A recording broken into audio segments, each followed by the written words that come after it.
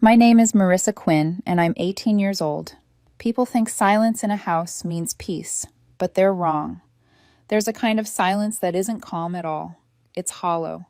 It echoes in the walls and in your chest until you feel like you could scream and nobody would turn their head. That's the silence I grew up in. I was the middle child, which in my family might as well have been code for optional. My older sister, Lena, was the golden one. Varsity cheerleader, straight teeth, hair always shining in the spotlight my parents held up for her. My younger sister, Erin, was the baby, the one who could spill milk on the carpet and still get a kiss on the forehead because she's just little. And then there was me, the girl who had to figure things out alone, the one nobody noticed had stopped asking for help. When I was 12, I thought maybe good grades would earn me attention. So I got straight A's. Nothing. When I kept my room spotless, helped fold laundry without being asked, cooked dinner when mom came home late, I thought maybe then I'd hear a "thanks, Marissa," or even a small "we're proud of you." It never came. But Lena got flowers for making varsity. Erin got a brand new Xbox for bringing home a report card with nothing higher than a C. And me? I got silence. Always silence. Birthdays came and went. Some years there was a card. Some years, not even that. When I turned 16, they said it slipped their minds because things were hectic. That night, I sat on the edge of my bed, staring at my phone, waiting for a single message. It never came. It wasn't loud neglect. No screaming, no slamming doors. Just a steady drip of indifference that felt heavier than yelling ever could. I cooked my own meals, washed my own clothes, took the bus to school. At some point, I realized I could probably disappear for days, and they wouldn't notice. That thought didn't even make me sad anymore. It made me curious. So I decided to test it. When I turned 18, I didn't say a word. No party, no cake request, no reminder. I just waited. At breakfast? Nothing. At dinner? Still nothing. Not even a passing happy birthday. They didn't remember at all. That night, I zipped a bag closed. Inside was every dollar I had saved from working part-time at the bookstore down the street. Not much. Barely enough for a few weeks of rent, but it was enough for an exit. I didn't slam the door. I didn't even leave a note. I just walked out. And you know what? No one called that night. Not the next day. Not for weeks. At first, I checked my phone compulsively.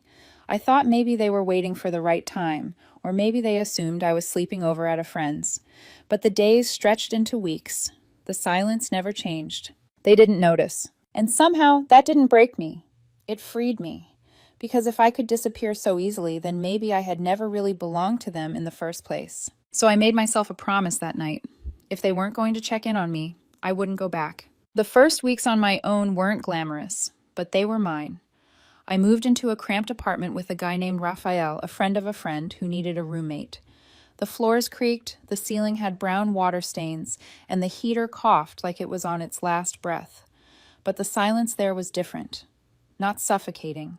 Not hollow. It was the good kind, the kind where I could finally hear myself think. I got a job at a diner 2 blocks away. Morning shifts, waiting tables, then evenings flipping burgers when someone called out. Greasy, chaotic, loud, but I liked it. For once, effort meant something. No one knew my family. No one measured me against Lena or spoiled Erin.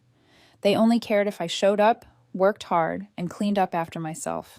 For the first time in my life, that was enough. That fall, I enrolled in community college. Financial aid covered part, and the rest I paid with diner tips, weekend shifts, and too many meals of canned soup. Exhausting, yes, but for the first time, I felt a purpose humming in my chest. I didn't tell anyone about my family. When people asked where I was from, I let them assume. Some guessed I was fostered or aged out of the system. Others thought I'd been kicked out. I let them believe it. The truth that I had parents who simply forgot I existed was harder to explain. Every now and then, something pulled me back for a moment. A mother hugging her son at the bus stop. A father helping his daughter carry groceries. And for just a second, I'd feel that sting, like I'd been robbed of something everyone else got for free.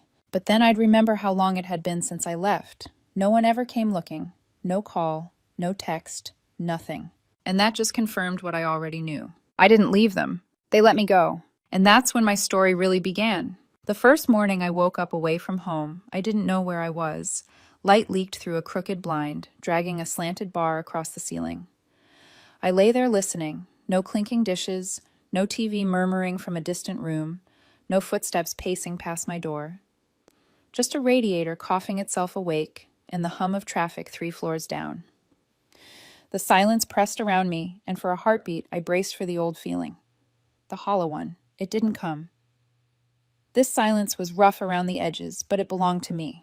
Raphael knocked once and cracked the door. "Hey, roommate, you still alive?" "Barely," I muttered, pushing up on my elbows. He grinned. "Coffee's a miracle worker. I made some. Ignore the mug with the chipped lip, or don't. We're not fancy here." We weren't. The apartment sagged in corners and kept secrets in the paint. Brown water stains, shaped like continents, a patch of wallpaper that peeled like sunburn, a window that stuck stubbornly in the winter. But it had a lock I held the key to, and a front door that only opened when I wanted it to. I carried my toothbrush to the narrow bathroom, breathing in the faint scent of cheap vanilla soap and floor cleaner. In the mirror, I looked like someone midway through a transformation. Hair knotted, eyes tired, a sigh caught behind my ribs. But there was something else, too. A quiet I recognized as mine. The diner 2 blocks down hired me the same afternoon I asked. They didn't care where I was from or why my references were light. They cared that I could move fast, smile through the rush, and lift a heavy tub of iced tea without spilling. On my first morning shift, I met the cook, a woman with shoulders like a linebacker and soft eyes that missed nothing. Her name was Bunny, which didn't match her at all in the best possible way. "Rule 1, she said, flipping bacon like pages in a book. "You talk to table 13 like they're your favorite cousins. They tip like they've forgiven you for something."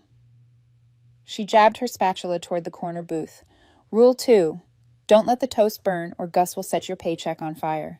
"Gus?" I asked. The owner emerged from the back with a ledger under his arm and a pencil behind his ear, as if summoned by his name. "Toast is sacred," he said without looking up, "and so are numbers." I learned to plate eggs without smearing the yolks, to keep the coffee cups topped and the stories short, to sweep my own station at the end of a shift like it was a little cathedral I got to tend. I smelled like the friar for months, and my shoes lived in a permanent shallow river of mop water, but it felt like a trade I could live with. Effort in, effort out. No invisible scorekeeping. No, we'll remember this later. At night, I collapsed onto the futon I'd bought off a classified Zap for $40, listening to Raphael's soft guitar on the other side of the thin wall. He wasn't a talker, thank God, but he loved small kindnesses. A clean mug left upside down to dry. A note on the fridge. "I ate your leftover fries. I'll buy you extra tomorrow." In that apartment, no one apologized for taking up space. We just learned to share it. I started community college that fall. The campus was a collection of low-slung buildings and determined people. Everyone there was juggling something. A second job, a baby carrier, a midlife career pivot. In a place like that, showing up mattered more than showing off. I signed up for Intro Comp Sci and Statistics, plus a general ed class that met at 8 a.m. in a windowless room that smelled like old carpets and peppermints. I kept a notebook for each class, neat handwriting I didn't show anyone, and a calendar app color-coded like a stained glass window. On payday, I stood in line at the bursar's office and paid what I could. Financial aid covered part. The rest came from my pockets and the tip jar. There were nights when the exhaustion pressed me flat. I'd shuffle home after a double shift to an inbox full of assignment notifications and email reminders, and I'd stare at the ceiling for 5 minutes to bargain with time. Then I'd sit up, tie my hair back, and write 1 paragraph.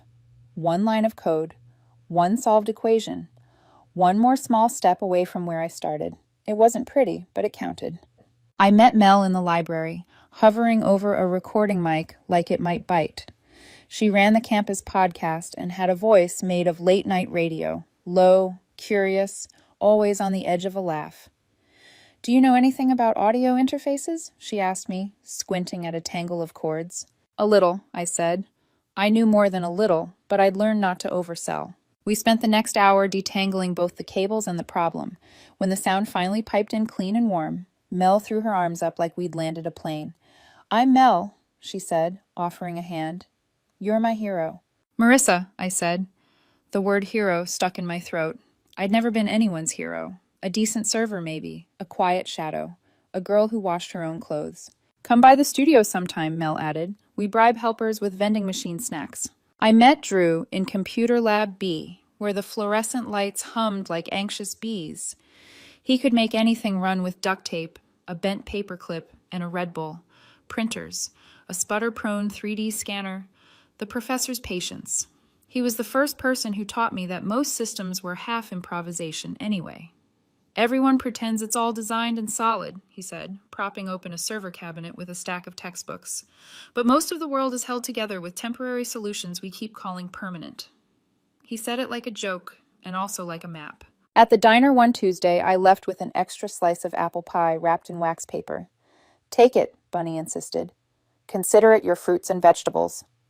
I carried it home like a secret. Raphael was out, the apartment quiet but for the heaters ticking. I set the pie on the counter and saw a post-it stuck to the cupboard door. You got this. R. I don't know why it hit me so hard, just 3 messy words, but I stood there crying over a slice of pie that wasn't even warm anymore. Sometimes the universe hands you a hand on your shoulder. Sometimes it's just a note in a kitchen. There were moments when the old ache flared. A mother stooping to tie a little girl's shoe by the bus stop. A father at the grocery store counting cash and still picking up the name brand cereal because his kid glowed just looking at the box. I found myself staring and then stopping, pulling my gaze back like a hand from a hot stove. I didn't want to be the kind of person who resented tenderness just because it skipped me. I wanted to be the kind of person who could recognize it and then make some of my own. I kept my past soft and blurry when people asked. We don't talk, I'd say of my family, and that was usually enough. In the spaces where others might have shared holiday stories, I learned to tell jokes about the diner rush and Bunny's sermon on toast. I learned to ask better questions than the ones I hoped no one would ask me. Where are you from? Why did you leave? Did you try to fix it? People love to audit other people's grief, like it's a budget they can balance. I chose not to give them the numbers. It wasn't all work, though it felt like it most days. Somewhere between lab hours and refilling syrup pitchers, I kept seeing a guy at the library's tech desk whose patience with confused patrons bordered on saintly. He was a year ahead of me and always wore the same battered watch, silver face, dulled by years of small knocks. When printers jammed or logins failed, he didn't sigh or lecture. He leaned in and asked, "What were you trying to do? Let's do that together." His name was Lucas. I didn't know much about him then, only that he had a way of listening that made you feel less ridiculous for needing help. I wasn't ready for anything, but sometimes our eyes caught, and I looked away first. Fall tilted into winter, and the apartment learned new tricks. Cold snuck under the window, so we stuffed old towels along the sill. The heater developed a personality, louder but reliable.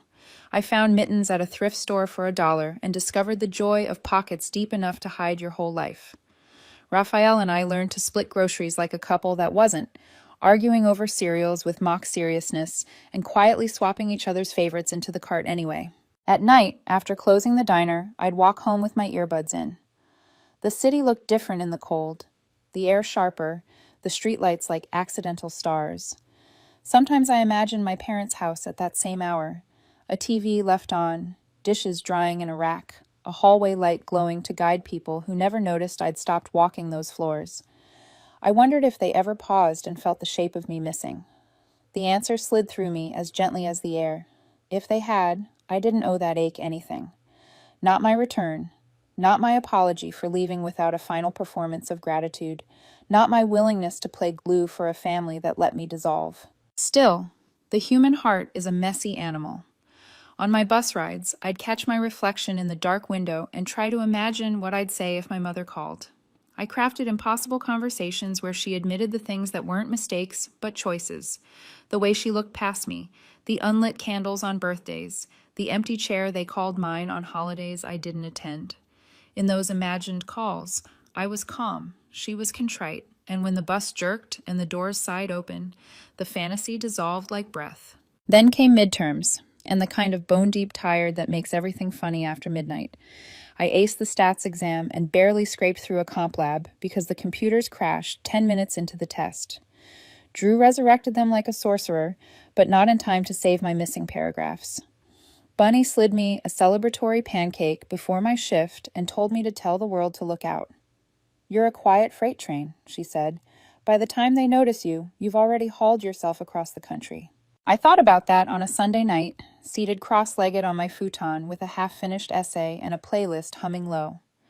I thought about being a quiet freight train and how that sounded less like loneliness and more like momentum. I no longer waited for applause or permission. My victories were small and private: paid bills, a clean assignment submission, a kindly word from someone who wasn't related to me and therefore owed me nothing. The old silence had been a verdict. The new silence felt like space. Before I turned in, my phone buzzed with a text from an unknown number. I froze, pulse rising. It was nothing, just a promotional message from the bus line. But for a breath, I tasted the future. Someday, maybe, a message would arrive that tried to pull me backward. I'd wondered what I would do if it happened. Standing barefoot on the cold floor, I pictured myself from above, a girl in an unglamorous apartment, a stubborn heater trying its best, a stack of notebooks like stepping stones, a life built piece by piece. "Tell me," I asked the empty room, "who do I become if I answer?" The radiator offered its old cough. I smiled despite myself. I turned off the light, slid under covers that smelled faintly of detergent and diner grease, and let the good silence fold over me. Whatever came next would find me moving, working, studying, reaching. Whatever reached back from the past would have to catch up to the train. Outside, the city exhaled. Inside, I slept. By the time I turned 20, I'd become someone my younger self wouldn't recognize.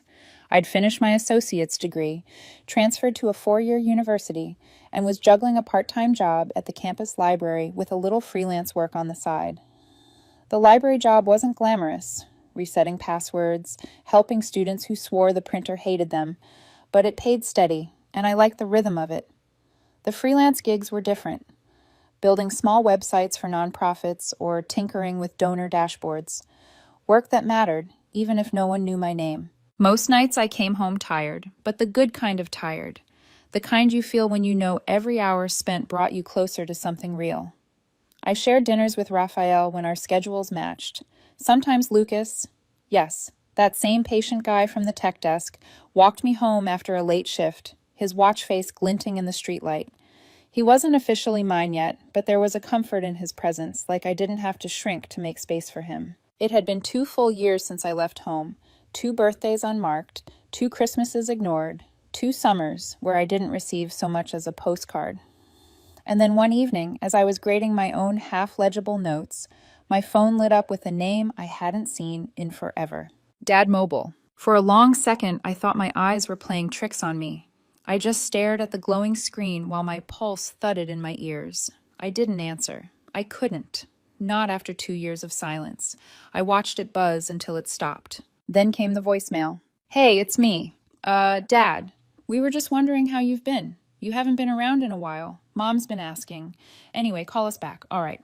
That was it. Stiff, flat, like he'd been rehearsing someone else's lines. There was no warmth, no sorry, no acknowledgement of the birthdays they'd missed, the dinners where my chair sat empty, and no one cared enough to ask where I'd gone. I didn't call back. I sat there instead, clutching my phone like it was a stranger knocking at my door, trying to sound familiar. Something in me stirred, a slow boil of anger, not the explosive kind, but the deep, bone-level kind. They hadn't even noticed I'd gone until now. Why now? 2 days later, another message lit my screen, this time from Lena. "Hey, Dad's been trying to get in touch. You should call him. It's important." That was all.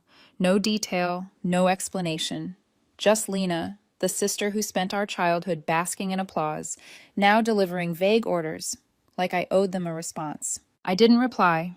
Instead, I scrolled through her profile, holiday photos, coordinated outfits, Erin grinning beside my parents like she'd never missed me for a second. There they all were, smiling in matching sweaters, as though I'd been edited out of their story. And now they had the audacity to reach out? I set the phone down, but the thoughts kept circling. I didn't block them. I didn't need to.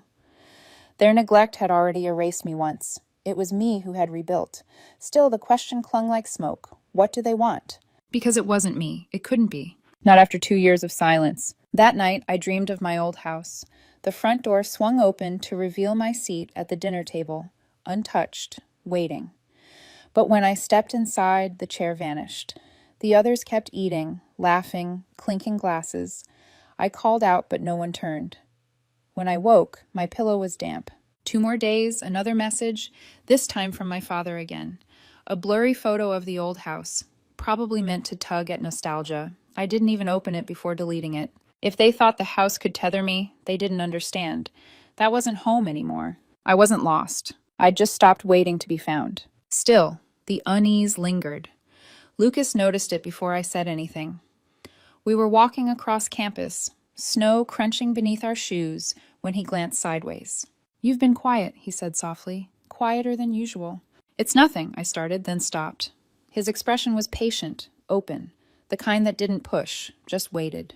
"My dad called," I finally admitted. "First time in 2 years." Lucas slowed his pace. "What did he say?" "That he wondered how I'd been." I gave a bitter laugh. "Like I just forgot to stop by for dinner one night." Lucas didn't comment. He just tucked his hands into his jacket and let me walk in silence until I spoke again. "I don't think they want me back," I whispered. "They want something else, and I don't know what it is yet." Snowflakes clung to my coat, melting into small, damp patches. I shoved my hands deeper into my pockets. For the first time since I'd left, I felt the old dread stirring, the one that said no matter how far I ran, their shadows would always find me. And I wasn't sure if I was ready to find out what they wanted. By Friday, the texts and calls had stacked up like unanswered letters. My dad's stiff voicemails, Lena's vague nudges, none of them said what mattered. No apology, no truth, just this sudden insistence that I had to show up now, after 2 years of silence. I didn't plan to reply at first, but curiosity gnawed at me. I wanted to see how far they'd go, how many half-hearted attempts they'd throw at me, before finally saying the words that actually counted. Except those words never came. Instead, my dad sent one more message. "We should talk. Just 1 hour, please." So I agreed, not because I wanted reconciliation, because I wanted clarity. I picked a cafe in the middle of town, neutral ground, public, quiet, no chance for dramatics. I even set a limit in the text, 1 hour. The day of the meeting, my stomach twisted like it wanted to crawl out of me. Lucas noticed as we crossed the library lobby that morning. "You sure you're ready for this?" he asked. "I'm not sure at all," I admitted, "but I need to know what they're really after." He squeezed my hand once, steady. "Then make sure you leave with answers, not guilt." When I walked into the cafe that afternoon, the smell of roasted beans hit me hard, and my nerves spiked. I spotted him instantly. My dad looked older, like someone who had aged faster in the last 2 years than in the 10 before. His hair grayed at the edges. His shoulders slumped as though carrying a weight he couldn't name. I stayed seated, earbuds dangling around my neck, waiting. He hesitated when he saw me, torn between smiling and apologizing. He chose a thin smile. "Hey, Marissa," he said as he slid into the seat across from me. "You look good." I nodded but said nothing. He ordered a coffee. I didn't. I just folded my hands and waited. After a pause, he cleared his throat. "It's been a while." I raised one eyebrow, wordless. "We were surprised when you left," he continued. "You didn't say anything." The word surprised landed like a slap. Surprised. I had vanished 2 years ago, and they hadn't noticed until now. My silence must have shown on my face because he faltered. "We thought maybe you were staying with a friend," he added quickly. Then, the months passed, and it just got harder to reach out.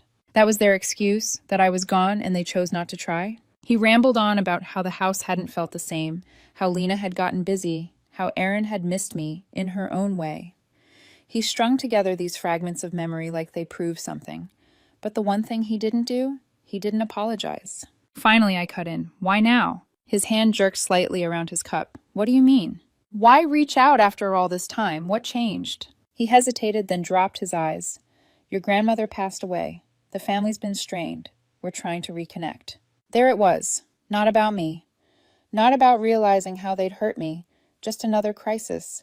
And now they needed the forgotten daughter to glue things back together. I sat back, my chest heavy but clear.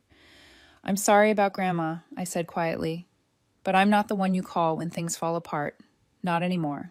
His mouth opened like he wanted to protest, maybe deliver some noble line to smooth it all over. But I was already rising from my chair. "You didn't check in when I left," I said firmly. "You didn't even ask if I was okay. So no, I'm not here for closure. I'm here to make it clear that I've moved on. The scrape of my chair echoed louder than it should have. I put on my jacket without looking back, walked past the counter where the barista steamed milk, and stepped into the cold afternoon air. I didn't feel angry. I didn't even feel triumphant. What I felt was something I'd been chasing for years: certainty. For once, I didn't need his validation. I already knew where I stood, and that scared me less than the thought of going back. The next morning, my phone buzzed before I even rolled out of bed. A text from Dad. "We should have handled things differently. Your mom wants to see you too." I stared at the screen, half expecting my chest to tighten. Instead, I felt oddly still. They hadn't said sorry. They hadn't even acknowledged the years I spent invisible under their roof. Just another vague message meant to tug me back into orbit. An hour later, Lena chimed in. "Dad's hurt. You didn't have to be so cold." Cold. That word almost made me laugh. I'd spent my entire childhood setting myself on fire just to keep that family warm. I gave them chances, smiles, effort, patience, things I never got in return. And now, when I finally stopped handing over pieces of myself, suddenly I was cold.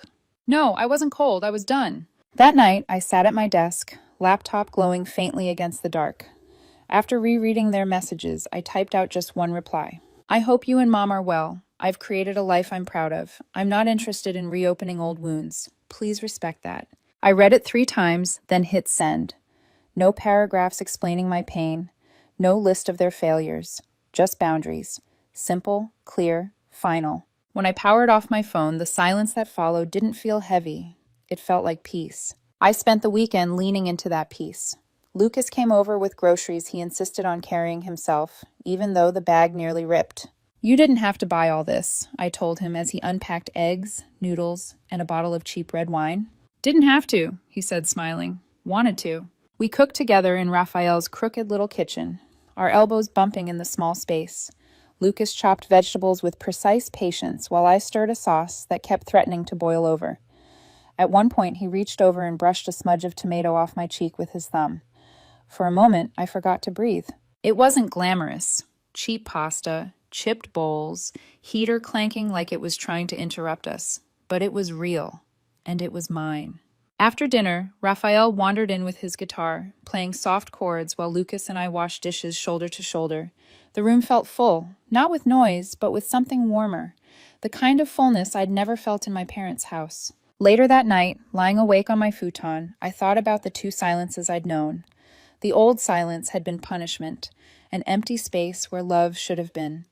The new silence was freedom, a space I could fill with my own choices, my own people, my own worth. And I knew then, whatever my family tried next, I wasn't going back. Weeks passed. The calls tapered off, then stopped completely. No more voicemails from Dad, no more cryptic texts from Lena. At first, the quiet unsettled me, like waiting for thunder after lightning.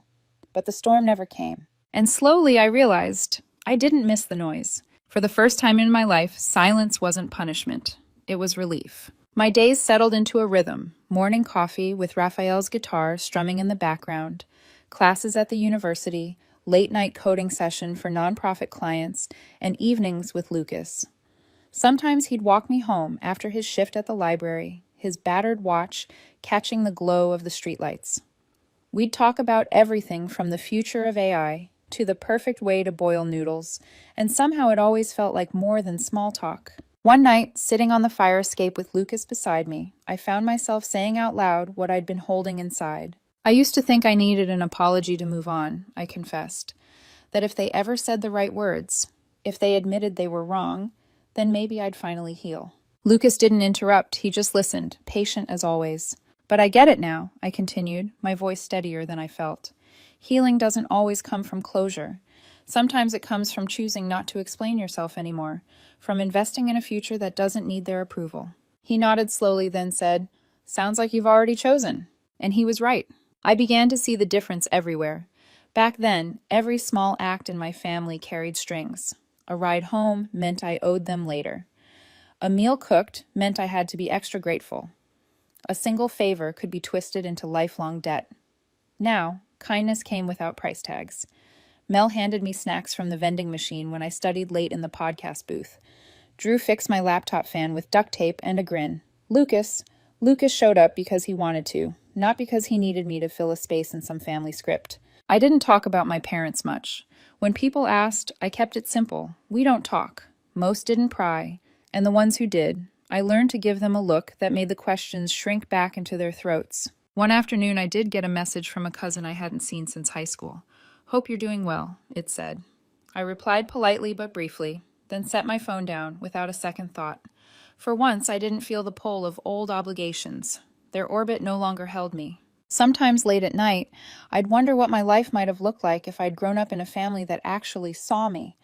A mother who noticed my birthdays. A father who asked how I was doing. Sisters who didn't treat me like background noise. But then I'd look at where I was now. A warm kitchen with laughter spilling in, a degree within reach, a life I was building with my own hands. I wasn't defined by what I didn't get. I was shaped by what I built anyway. And what I built was enough. Every so often, I'd catch sight of Lena's social media. Another family dinner, another holiday photo. I didn't feel anger anymore. Not even bitterness. Just distance. Like watching strangers from a train window, blurry and fading with each passing mile. Because the truth was simple. I didn't walk away to hurt them. I walked away because I deserved better than being forgotten. And I found it.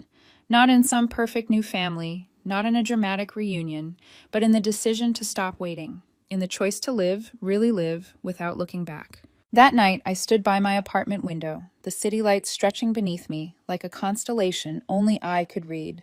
The heater clicked softly, Raphael strummed a tune in the other room, and Lucas's laughter still lingered in my ears. For the first time in forever, I felt whole. And in that quiet, I knew I hadn't been lost. I had finally been found.